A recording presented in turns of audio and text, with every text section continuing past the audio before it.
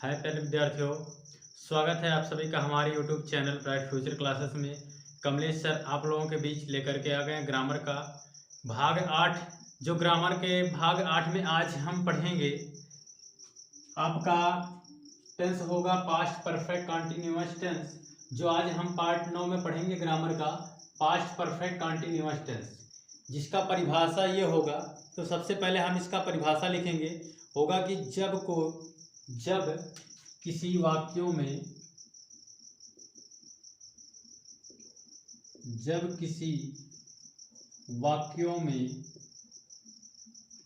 कोई ऐसा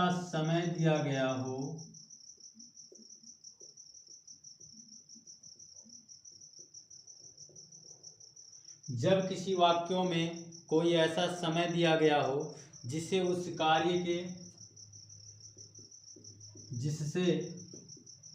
उस कार्य के जारी रहने का पता चले,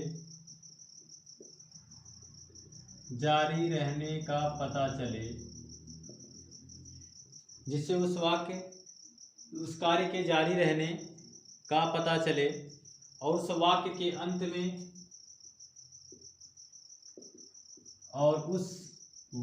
के अंत में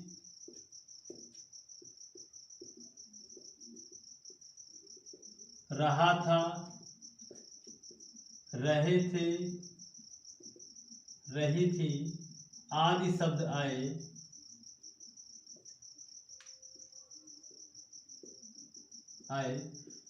तो उसे पास्ट परफेक्ट कंटिन्यूअस टेंस कहते हैं।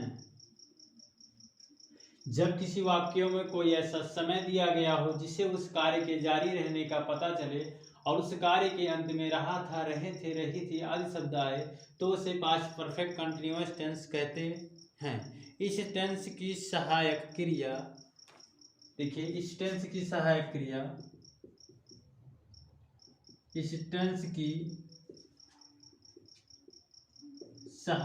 क्रिया हैड बीन है। इस टेंस की सहायक क्रिया हैड बीन है।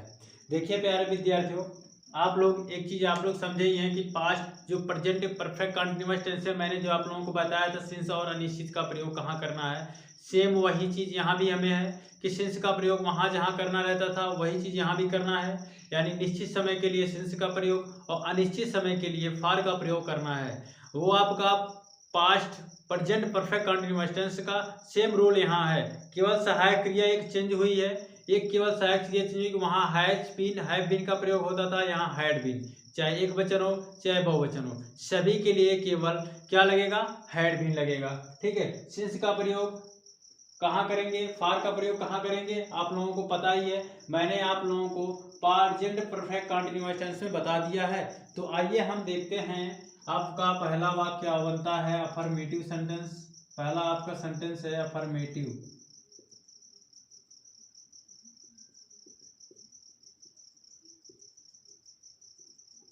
देखिए अफर्मेटिव सेंटेंस का रूल की बात करते हैं। इसका रूल कैसे बनता है, देखिए सबसे पहले आप सब्जेक्ट लिखेंगे, उसके बाद क्या लिखेंगे, हैड बीन,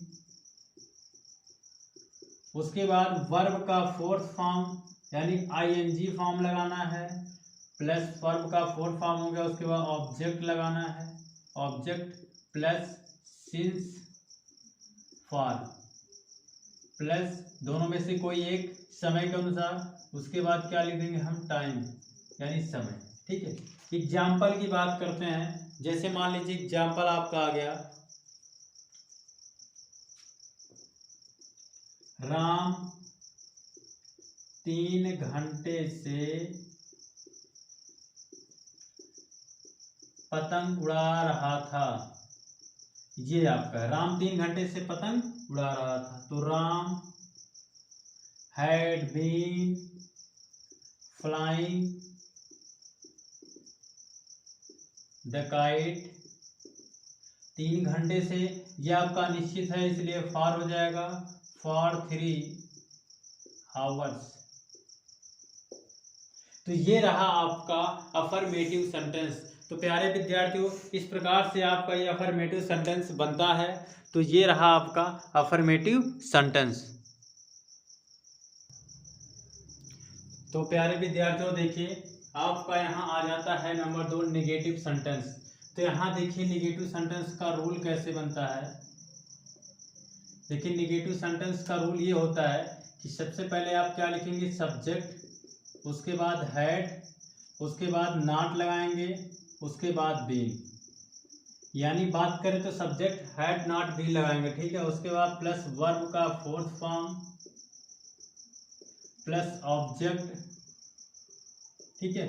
उसके बाद आपका सिंस फॉर में से कोई एक, उसके बाद टाइम, ठीक है। ये आपका रूल बन गया। तो एग्जाम्पल देखिए आपका किस प्रकार से आएगा। एग्जाम्पल की बात करें तो एग्जाम्पल आपका आएगा जैसे अध्यापक, अध्यापक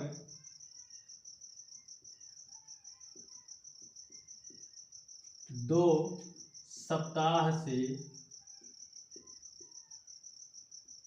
अध्यापक 2 सप्ताह से इतिहास नहीं पढ़ा रहे थे। 2 सप्ताह से इतिहास नहीं पढ़ा रहे थे, ये आपका है। तो लिखिए सबसे पहले क्या, द टीचर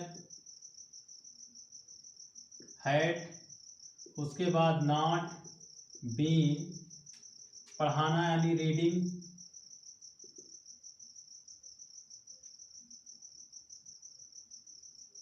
टीचिंग होगा, ठीक है ना। रीडिंग मीन्स पढ़ना होता है, ये टीचिंग होगा आपका,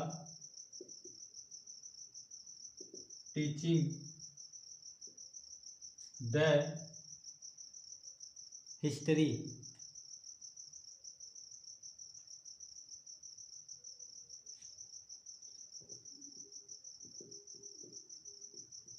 हिस्ट्री। ये देखिए 2 सप्ताह से, तो 2 सप्ताह की बात किया तो आपका फॉर लगेगा क्योंकि अनिश्चित है, 2 वीक्स, ठीक है। तो इस प्रकार से ये आपका नेगेटिव सेंटेंस बनता है। तो आ जाइए इंट्रोगेटिव सेंटेंस पे।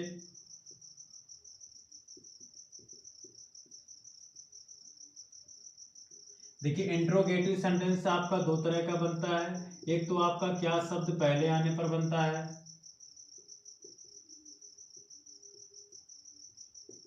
तो ठीक है प्यारे विद्यार्थियों, क्या होता है सबसे पहले आपका क्या शब्द पहले आने पर। देखिए जब भी क्या शब्द पहले आएगा तो आपको हेड को पहले कर देंगे, उसके बाद सब्जेक्ट लिखेंगे, उसके बाद बी लिखेंगे, उसके बाद वर्ब का फोर्थ फॉर्म लिखेंगे, ठीक है। उसके बाद ऑब्जेक्ट लिखेंगे, उसके बाद आप क्या लिखेंगे, सिंस फॉर में से कोई एक लिख देना है आपको समय के अनुसार, उसके बाद टाइम यानी समय जो आपका वो लिखेंगे, और क्वेश्चन मार्क का चिन्ह लगाना तो बिल्कुल नहीं भूलेंगे।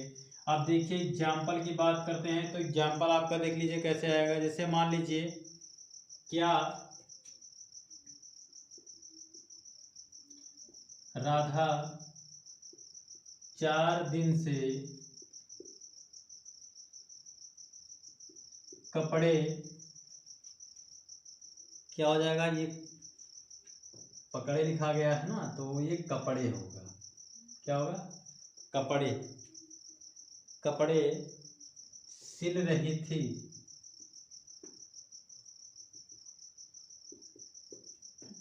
अब देखिए सबसे पहले तो आपका हेड हो जाएगा, उसके बाद सब्जेक्ट हो जाएगा, उसके बाद बीन लिख देंगे, ठीक है। उसके बाद बीन लिख देंगे, क्या लिख देंगे, बीन लिख देंगे। उसके बाद बीन के बाद आपका क्या हो जाएगा, सिलना, तो स्विंग हो जाएगा, मतलब सिलना होता है SEWING, the clothes, CLOTH clothes. उसके बाद ऑब्जेक्ट हो गया, समय क्या लगेगा 4 दिन से, तो क्या हो जाएगा फॉर 4 डेज, ये क्वेश्चन मार्क का चिन्ह लग गया, ठीक है। तो ये इस प्रकार से आपका क्या शब्द पहले आने पर ये बनता है, और दूसरा आपका होता है प्रश्नवाचक शब्द का वाक्य। किस प्रकार से होता है? इंट्रोगेटिव सेंटेंस आपका दूसरा बनता है एक, आइए उसको देखते हैं। तो देखिए आपका होता है प्रश्नवाचक शब्द बीच में आने पर।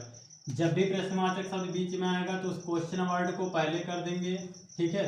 उसके बाद आपका सहायक क्रिया होता है उसको लिखेंगे, सब्जेक्ट लिखेंगे, उसके बाद बीन हो जाएगा, ठीक है। Question word plus head plus subject plus been. उसके बाद आपका क्या हो जाएगा? वर्ब का फोर्थ फॉर्म जिसे कहते हैं हम आईएनजी फॉर्म। उसके बाद ऑब्जेक्ट हो जाएगा। उसके बाद आपका क्या हो जाएगा? सिंस फॉर में से कोई एक समय के अनुसार। उसके बाद टाइम। उसके बाद क्वेश्चन मार्क का चिन्ह लगाना बिल्कुल ना भूलें, ठीक है। तो आप देखिए एग्जाम्पल की बात करते हैं, तो एग्जाम्पल आपका देखिए कैसे आता है। एग्जाम्पल मान लीजिए वह 2 महीने से क्या कर रहा था, जिसे वह 2 महीने से क्या कर रहा था, ठीक है। अब जैसे मान लीजिए क्या शब्द आपका बीच में आया ना, प्रश्नवाचक शब्द, यानी क्या है आपका, वो क्या होता है? व्हाट मीन्स क्या, तो व्हाट हैड ही बीन, ठीक है। वर्ब का फोर्थ फॉर्म डूइंग। ऑब्जेक्ट नहीं है तो इसका मतलब ऑब्जेक्ट खत्म, तो उसके बाद क्या हो जाएगा? फॉर, यानी क्या लग जाएगा? 2 महीने कह रहा, फॉर 2 मंथ्स। उसके बाद क्वेश्चन मार्क का चिन्ह लगा देंगे। अगला आपका होता है इंट्रोगेटिव।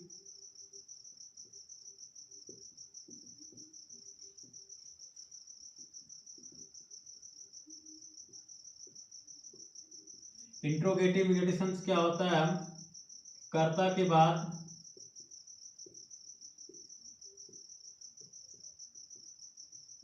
नॉट लगा देते हैं, ठीक है। कर्ता के बाद क्या करते हैं? सिंपल है, सीधे कर्ता के बाद हम नॉट लगा देते हैं।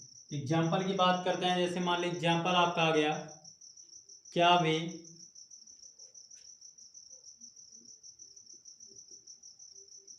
2004 से इस मकान में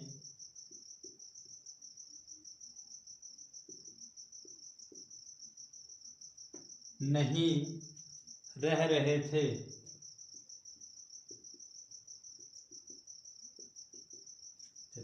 अब देखिए सबसे पहले तो आपका हेड हो जाएगा, उसके बाद क्या होगा? हेड के बाद क्या लिखेंगे? कर्ता। कर्ता आपको क्या है? दे, यानी कर्ता के बाद तुरंत नॉट लगा देंगे, ठीक है ना। उसके बाद लिविंग, क्या हो जाएगा? लिविंग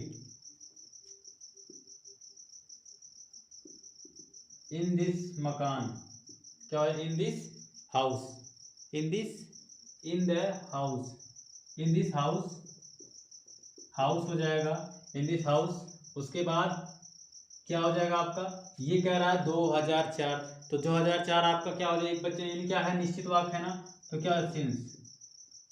सिंस 2004 क्वेश्चन मार्क का चिन्ह बिल्कुल लगा देंगे हम, ठीक है। तो इस प्रकार से ये आपका जो ग्रामर का पार्ट है, ये पार्ट परफेक्ट टेंस, तो ये समाप्त होता है प्यारे विद्यार्थियों। तो इस प्रकार से ये आपका समाप्त होता है।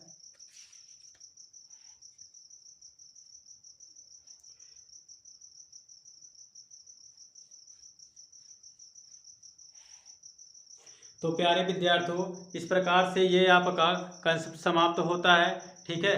तो प्यारे विद्यार्थियों वही कहते हैं, बेशक मुश्किल बताकर, यानी बेशक मुश्किल वक्त बताकर नहीं आता कि हमें कब आना है, ठीक है। मुश्किल ये नहीं बताता है हमें कब आना है, बेशक मुश्किल वक्त बताकर नहीं आता मगर सिखाकर बहुत कुछ जाता है। लेकिन जब भी वक्त आता है ये मुश्किल का, तो हमें बहुत कुछ सिखा करके जाता है। तो प्यारे विद्यार्थियों अच्छे से जुड़े रहिए, मेहनत के साथ अपना पढ़ाई करते रहिए। तो फिर अगले दिन मिलते हैं नए वीडियो के साथ। Bye bye, thank you.